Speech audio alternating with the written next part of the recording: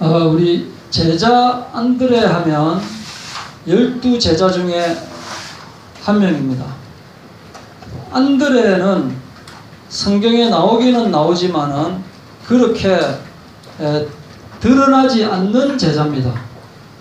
들어본 적은 있지만 그렇게 크게 베드로처럼 요한처럼 이렇게 드러나지는 않는 제자인데, 그러나 저는 개인적으로 생각하면은 베드로나 요한이나 뭐 이런 도마나 이런 사람들보다 안드레가 사실은 가장 마음에 듭니다. 안드레는 저는 옛날에 믿음이 좀 없을 때, 믿음이 좀 적을 때 안드레라는 말을 듣고, 여러분들에게는 정말 죄송하지만은 안드레 하면 저는 항상 안드레 김이 생각났습니다. 예, 정말 죄송합니다. 아니면은 뭐 곤드레, 만드레, 안드레 이렇게 제 속으로 앞에서 목사님이 설교하시는데 저는 저 혼자 이상한 생각을 하면서 곤드레, 만드레, 안드레 이름이 비슷하네 뭐 이렇게 생각을 하곤 했습니다. 죄송합니다. 근데 안드레는 여기 보시면은 시몬 베드로의 형제 안드레라 하고 나오죠. 그러면은 형인지 동생인지는 정확하게 알 수 없지만은 일단 이제 형제다 이거죠. 베드로. 그 유명한 베드로. 그죠? 사복음서에 다 나오고 사도행전에 나오고 베드로전서, 베드로후서를 작성한 그 베드로의 같은 어머니 배에서 나온 사람이다라는 것을 일단 알 수가 있고요. 그 다음에 요한의 아들 시모나라고 나오는 것으로 봐서 베드로가 요한의 아들이니까 안드레도 요한의 아들이다라는 것을 알 수가 있죠. 그죠? 그리고 여기 44절에 보면은 빌립은 안드레와 베드로와 한 동네 베세다 사람이다라고 하는 걸로 봐서 안드레도 베세다 사람이다라고 하는 것을 알 수가 있죠. 그죠? 예. 그래서 그 성경에 나오는 제자들 중에 형제간에 누가 있다 했습니까? 세베대의 아들 야고보와 요한은 형제라고 했죠. 그죠? 한 배에서 나온 그 형제고, 또 형제가 있는데 누구냐면은 바로 베드로하고 안드레가 이 형제가 아닙니다. 형제가. 그래, 베세다는 어디냐면은 예수님의 고향 나사렛에서 한 동쪽으로 40km 정도 떨어진 그 어촌이라고 합니다. 저는 안 가봐서 잘 모르겠는데, 이 안드레의 뜻은 강인하다 하는 뜻입니다. 강인하다, 남자답다라고 하는 뜻이에요. 아마 이름을 지었을 때 좀 베드로는 가만히 놔둬도 강인한 그런 모습을 보이지 않습니까? 그죠? 베드로에 비해서 아마 좀 치이게 살은 것 같아요. 같은 배에서 나온 자식이지만은 너무 다르잖아요. 그죠? 예, 자식을 키워보신 분은 아마도 아시겠지만은 어떻게 이게 형제라고 할 수 있을까 싶을 정도로 위에 애하고 그 밑에 애하고 많이 다른 것을 알 수가 있습니다. 이렇게 이제 특별히 다른데, 베드로는 성격이 막 급하고, 그죠? 또 보면은 덤벙덤벙 저지르고 보는 그런 성격이죠. 그리고 또 베드로는 나서기를 좋아하고 또 큰 소리를 막 지르고 그런 성격인 반면에 안드레는 좀 신중하고 차분하고 조용하고 나서기보다는 뒤에서 이렇게 받쳐주는 좀 그런 성격을 가지고 있습니다. 베드로는 막 변화산에 올라가가지고 막 하나는 모세를 위하여, 하나는 엘리야를 위하여, 하나는 예수님을 위하여 집을 지읍시다 막 그렇게 하고, 주는 그리스도였으요 살아계신 하나님의 아들이십니다 막 그렇게 막 이야기도 하고, 또 모두가 주를 떠나지라도 나는 주를 떠나지 않겠습니다 이렇게 막 다짐하고, 또 좀 있다가 3번이나 부인해가 또 막 울고 뭐 그런 좀 올라갔다가 내려갔다가 하는 성격인 반면, 안드레는 그냥 뭐 있는 둥 없는 둥 한 것 같지만은 꼭 해야 될 일은 반드시 하는 그런 좀 훌륭한 성품의 소유자입니다. 그래서 그 베드로는 대중적인 복음을 전파합니다. 사람들 앞에서 막 모여가지고 막 예수님은 그리스도이십니다, 따르십시오, 뭐 이렇게 막 그렇게 하는 완전 그물식의 전도자라면, 이 안드레는 한 명 한 명 조용하게 데리고 오는 그 뭐 낚시 전도자다, 뭐 그렇게 사람들이 표현을 그렇게 하고 있습니다.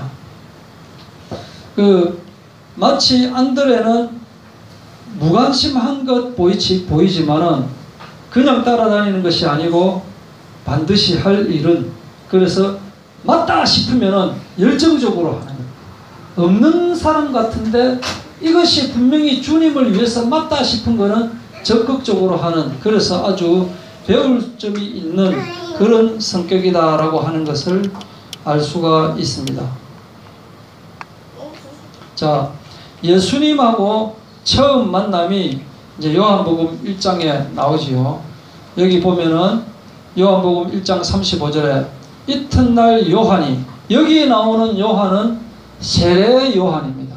세례 요한, 예수님을 세례준 그 예수님이 오시기 전에 뒤에 예수님이 오실 것이다, 메시아가 오실 것이다 라고 하는 것을 미리 사람들에게 전파한 이 세례 요한이 자기 제자 중 두 사람과 함께 섰다가 예수께서 그리심을 보고 말하되 보라 하나님의 어린 양이로다.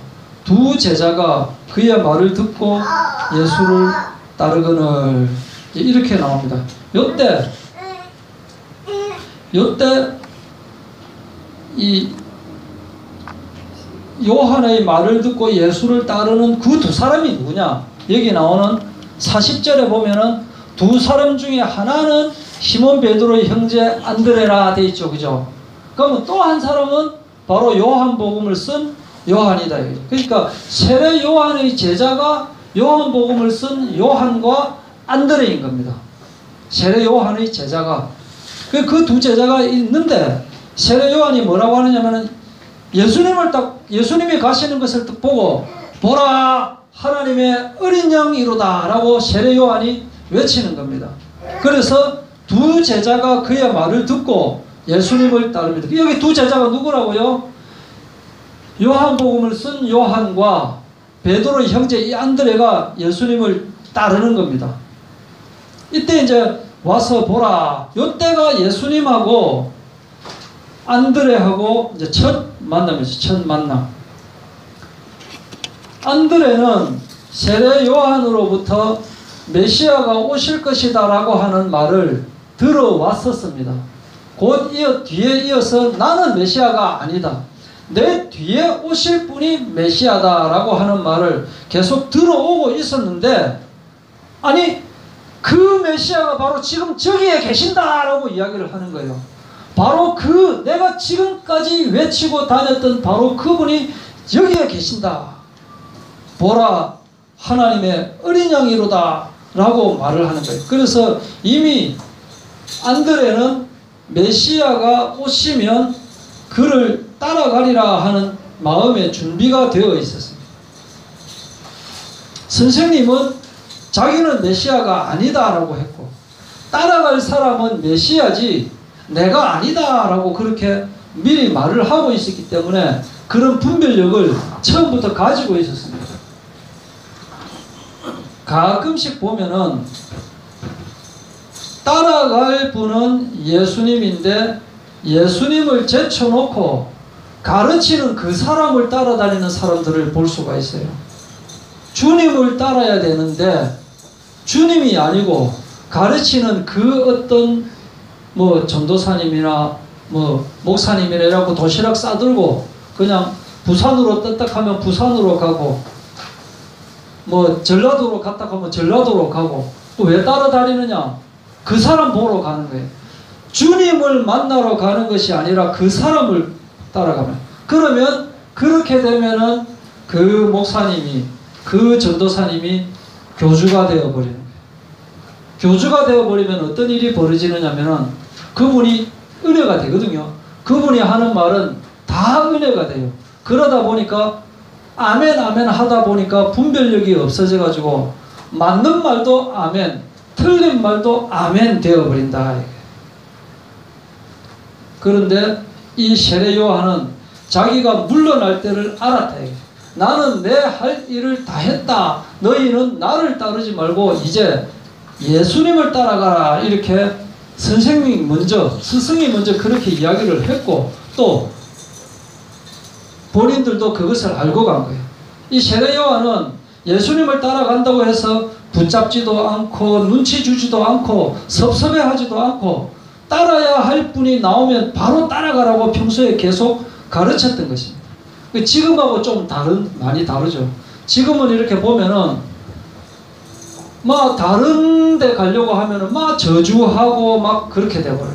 마치 자기가 하나님인 것처럼 그렇게 하지만은 이런 교주들하고 다른 그런 세례 요한을 볼 수 있고, 또 이렇게 안드레와 요한을 볼 수가 있습니다.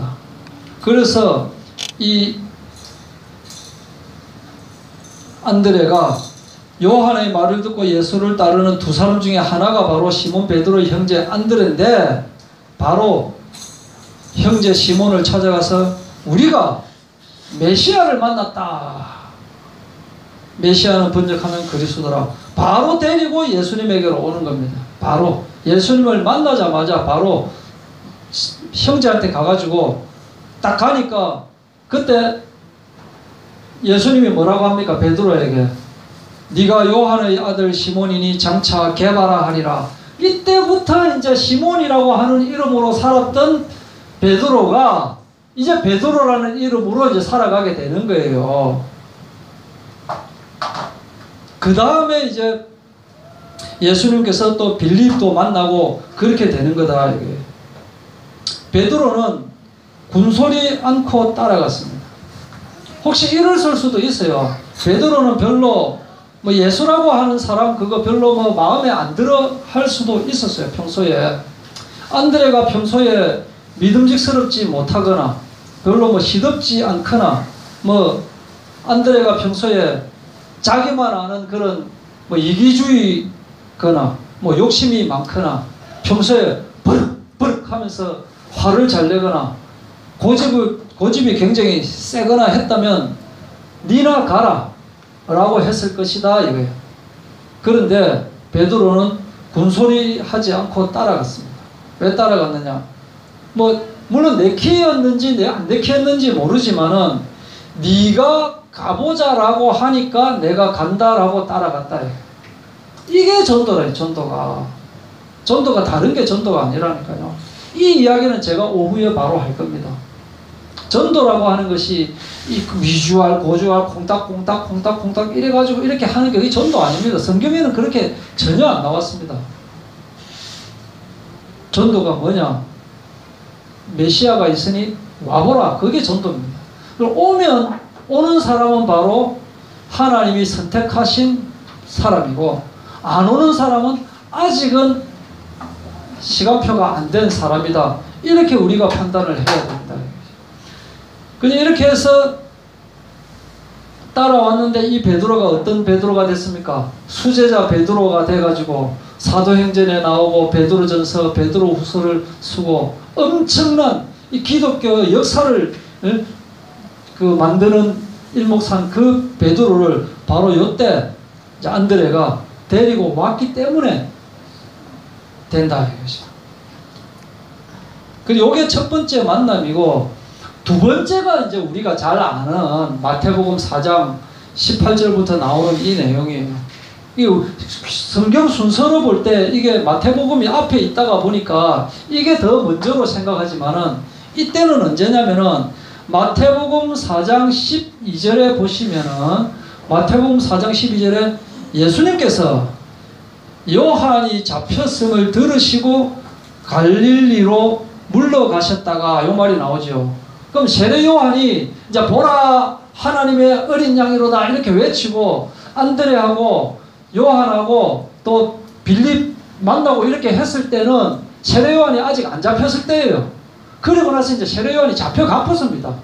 그 다음에 이제 한번 예수님을 따라갔다가 다시 갈릴리 해변에서 이제 바다에 그물 던지고 이렇게 하고 있는데 예수님이 오신 거예요. 이때 예수님이 오셔가지고 나를 따라오너라. 내가 너희로 사람을 낚는 어부가 되게 하리라 라고 하니까 그물을 버려두고 이때부터 이제 예수님의 제자가 본격적으로 제자가 된 거예요. 본격적으로 이제 따르게 됐다. 그리고 안드레가 잘 안 나옵니다. 안 나오다가 어디에 나오느냐. 요한복음 6장에 이제 안드레가 짠 하고 나오는데 엄청난 일에 안드레가 딱 한몫하는 겁니다. 그러니까 결정적일 때 한몫하는 거예요. 평소에 그냥 시도 때도 없이 밑도 끝도 없이 툭 하면 부르지도 않았는데 불렀나 하고 티 나오고 그런 성격이 절대 아니다. 안드레는. 어떤 사람은 보면 안 불렀는데도 오고 말이야. 나 저 사람 좀 안 왔으면 좋겠는데 또 있나 하고 막 맨날 시도 때도 없이 밑도 끝도 없이 막 나타나고 부르지도 않았는데 막 뭐 물어보지도 않았는데 자기가 막 나서서 말하고 그런 사람들 있잖아요. 그죠? 근데 안드레는 딱 필요할 때만 탁 나타나는 사람이다. 어떻게 됐는지 한번 봅시다. 예수님께서 눈을 들어서 큰 무리가 자기에게로 오는 것을 보시고 근데 이 무리가 보통 무리가 아니에요. 5,000명이에요. 5,000명. 빌립한테 시험 삼아서 이렇게 이야기를 하는 겁니다. 우리가 어디서 떡을 사서 이 사람들을 좀 먹일 수 있겠느냐 이렇게 이제 말씀을 하신 겁니다. 이렇게 말씀하신 것은 친히 예수님은 다 아시잖아요. 앞으로 뒤에 안드레가 이렇게 내한테 무슨 말을 해가지고 이렇게 할 거다라는 걸 다 아시는데 이제 시험 삼아서 빌립 보고 배우라고 이렇게 이야기하는 거예요. 빌립을 시험 삼아서 이 많은 사람을 우리가 좀 떡을 사가지고 어떻게 좀 뭐 먹일 수 있겠느냐라고 하니까 빌립이 탁 대답을 하는 겁니다. 빌립은 아주 현실적이고 아주 계산적이고 빌립이 아주 똑똑한 사람이에요. 머리가 칙칙칙 하고 돌아가는 거예요. 딱 돌아가는데 딱 보니까 각 사람한테 조금씩 받는다 해도 돈을 받는다 해도 이게 200데나리온이나 부족합니다. 택도 없습니다. 예수님 그냥 저거들 알아서 해라 하십시오. 이게 이제 1데나리온이 뭐 노예가 하루 뭐 일하는 품삯이다 뭐 그렇게 이야기하는 사람도 있고 일주일 품삯이다라고 이야기하는 사람도 있고 뭐 이렇게 보는데 200데나리온이나 부족하다 이 말이니까 한마디로 이제 일꾼이 1년 정도 일할 그 품삯 정도 있어야 이 사람들을 먹일 수 있겠다. 베드로가 딱 앉았다가 한번 볼까요? 쫙 이렇게 보니까 이 동네 말로 억수로 많거든. 아유 예수님 택도 없습니다. 그냥 놔두십시오. 안 되겠습니다. 딱 그렇게 이야기하는 거예요. 딱 이렇게 이야기하는데 안드레가 이제 제자 중 하나 곧 시몬 베드로의 형제 안드레가 예수님한테 조심스럽게 떨리는 마음으로 딱 한마디 하는 겁니다. 여기 이 아이가 하나 있는데 보리떡 5개하고 물고기 2마리 있습니다. 이거 갖고 어떻게 좀 이 많은 사람한테 어떻게 좀 되기는 되겠습니까? 하고 이제 자기도 반신반의하지만 해결책을 모색하려고 하는 의도가 있는 거예요. 저 사람들을 먹여야 될 건데 라고 하는 그런 사랑한 마음을 가지고 있었고 또 눈을 딱 돌아본 거죠. 이제 먹이기는 먹였는데 어떡할까 하고 이제 눈이 이제 이래 보니까 어떤 애가 떡 5개하고 물고기 2마리 딱 가지고 있는 걸 딱 봤거든요. 이 관찰력을 안테나를 딱 세워가지고 관찰력을 딱 동원하니까 저기 딱 레이더에 딱 걸린 거예요. 저거라도 일단 예수님한테 한번 가져가 보자. 이게 사소한 것도 그냥 지나치지 않고 딱 해가지고 예수님한테 연결을 딱 하네. 예수님한테. 일단 예수님한테. 되든 안 되든 일단 예수님한테 즉각 딱 연결을 하는 겁니다. 그러니까 환경보다 현실보다 계산보다 주님을 보는 믿음을 가졌기 때문에 그러니까 빌립은 굶어 죽든지 말든지 이게 방법이 있습니까? 또 제자들도 이랬을 거예요. 야 안드레 너는 좀 대도 안 하는 소리 좀 말도 하지 마라. 야 그게 무슨 소용 있노? 택도 안 소리 하지 마라. 아마 제자들도 다 그랬을 거예요. 그런데 안드레는 빌립처럼 합리적이지도 않고 계산적이지도 않고 어찌 보면 약간 우둔한 것처럼 보이기도 했지만은 이 고운 마음을 가졌기 때문에 보잘것없어도 예수님에게 고해가지고 5,000명이 먹고도 몇 광줄이요? 12광줄이나 12바구니, 12바구니에 차는 그런 기적을 이루었다. 이때 누가 했다? 안드레가 했다. 안드레가. 평소에 대도 안 하게 툭툭 튀어나온 그런 사람이 아니에요. 그리고 또 안드레가 또 어떤 사람이냐?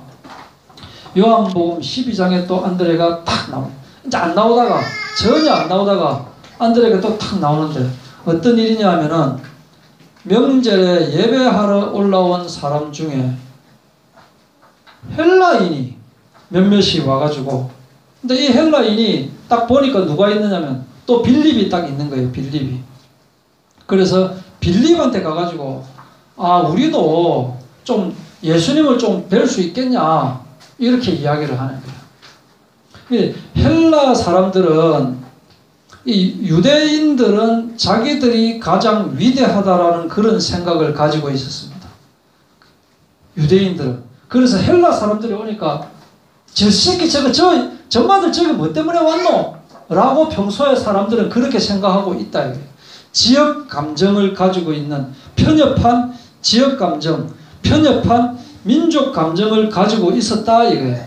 평소 사람들이. 근데 빌립이 딱 보니까 아니 저 유대인도 아니고 헬라인이 왔는데 저거 어쩌고라고 하면서 잠시 이제 머리가 빡빡빡빡 구르더니 맞다. 안드레한테 가서 물어보면 이게 답이 나올 거다. 이렇게 이제 자기는 생각인 거예요. 그러니까 평소에 안드레는 뭔가 나타나지는 않아도 신뢰가 있는 사람이었다. 그 많은 제자들 중에 안드레한테 딱, 빌립이 마음이 소심해가지고 예수님한테 또 바로 가들 못해요.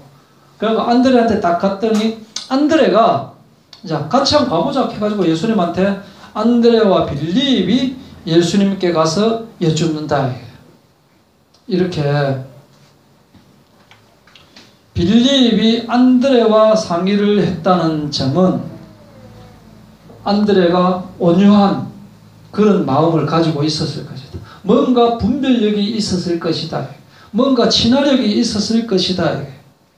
빌립이 바로 예수님에게 데려가지도 못하고 안드레가 가장 믿음직스러우니까. 그러니까 안드레는 베드로를 예수님에게 연결한 사람이고 또 한 아이의 오병이어를 예수님에게 연결한 사람이고 또 헬라인을 예수님에게 연결한 사람이다.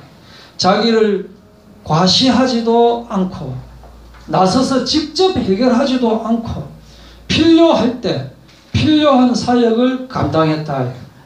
교회에서는 베드로 같은 이런 사람도 꼭 필요합니다. 사람들한테 나서가지고 팍 끌고 오는 그런 사람도 필요하지만 안드레 같이 있는 듯 없는 듯 하지만 필요할 때 필요한 일을 하는 안드레 같은 사람이 더 필요하다 이거예요. 그런데 이제 이 안드레가 성경에는 안 나오지만 나중에 어떤 일이 벌어지느냐, 에베소 지방에서 열심히 전도하고, 그러니까 유대 역사가인 유세비우스의 책 히스토리 이런 그 내용들에 보면 역사가들의 말에 의하면 에베소 지방에서 열심히 전도했고 가룟 유다 대신에 누가 뽑혔습니까? 마띠아가 뽑혔죠, 그죠?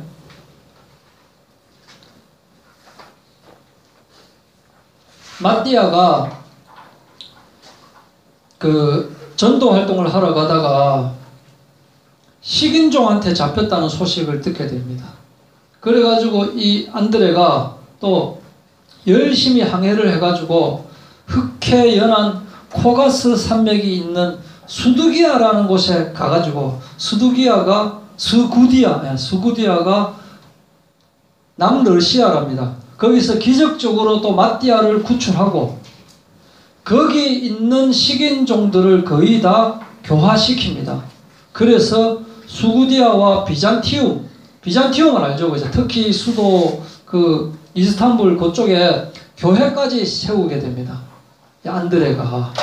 제가 나중에 이제 또 각 제자들이 어떻게 그 전도 활동을 하다가 다 순교당해, 다. 그거 나중에 좀 말씀을 드릴 건데, 그 뒤에 이제 안드레는 또 뭐 드레이스, 마게도냐, 뭐 고린도 이런 데서 전도 활동을 하게 되는데 그 한 지역에서 또 그 총독의 부인을 전도하게 돼가지고 총독이 예수를 믿게 되는 겁니다. 그래서 이 총독이 자기 부인한테 절대로 너 예수 믿지 마라고 하니까 부인이 나는 죽으면 죽었지 예수님을 믿겠다라고 해가지고 거기에 열받아가지고 이 우리 마누라한테 예수를 믿게 한 예수를 전도한 사람이 누구냐라고 해가지고 안드레라고 하는 사람입니다라고 해가지고 이 안드레를 잡아온 거예요. 그 안드레를 잡아가지고 막 피투성이가 되도록 고문하고 그래서 X형의 십자가에 또 특이하게 X형으로 이렇게 세워진 X형에 두 팔, 두 다리 쫙 벌려가지고 그렇게 이제 묶어가지고 너 예수를 부인하라. 예수를 부인하면 살려주겠다라고 했는데 끝까지 이제 거부를 하고 그래서 X 모양의 십자가에 처형되게 되었는데 7명의 군사들이 그를 심하게 채찍질 하는데도 이 안드레는 자기를 묶고 자기에게 못 박는 이 군사들에게도 전도를 계속하고 설교를 했다. 죽는 순간까지도 계속 설교를 했고 그래서 AD 69년 11월에 이제 하늘나라로 가면서 그리스도이신 예수님 내가 배웠고 내가 사랑하고 내 안에 있는 예수님 나를 받으시옵소서 당신의 영원한 나라에 내 영혼을 받으소서 아멘 하면서 숨을 거두었다고 합니다. 그래서 오늘날에도 또 가톨릭 쪽에는 웬만한 사람이면 또 세인트라고 하는 말을 붙이죠. 지난번에 성 야고보 이렇게 또 이제 성 안드레 해가지고 세인트 안드류 하면서 그 매년 11월 달에 또 안드레의 날로 정해가지고 또 열심히 그 행사도 하고 뭐 그렇게 한답니다. 그래서 오늘의 교훈은 안드레는 성경 하나 쓰지 않았습니다. 뭐 교리적으로나 신학적으로는 좀 혹시 약할지 모르고 아니면 실천하는데 바빠가지고 그런 성경을 쓰지 않았을지 모르지만은 베드로를 결정적으로 인도하고 또 오병이어의 결정적인 인물이고 헬라인에게도 복음을 전파하고 그래서 누구보다 자기 자신을 볼 줄 알았다. 내가 어떤 사람이다라는 것을 알았기 때문에 나서지는 않았던 거예요. 그러면서 자기보다 나은 사람을 위해서 밀어주는 미덕을 보이면서 살았지만은 예수님의 능력을 조금도 의심하지 않고 믿는 큰 믿음의 소유자였다. 그래서 폭넓으면서 또 사랑과 믿음을 실천하면서 살았다. 앞서 나가거나 과감하게 결정하는 그런 결단력을 가진 사람은 아니지만은 필요할 때 필요한 일을 할 수 있는 저희들 되기를 바랍니다.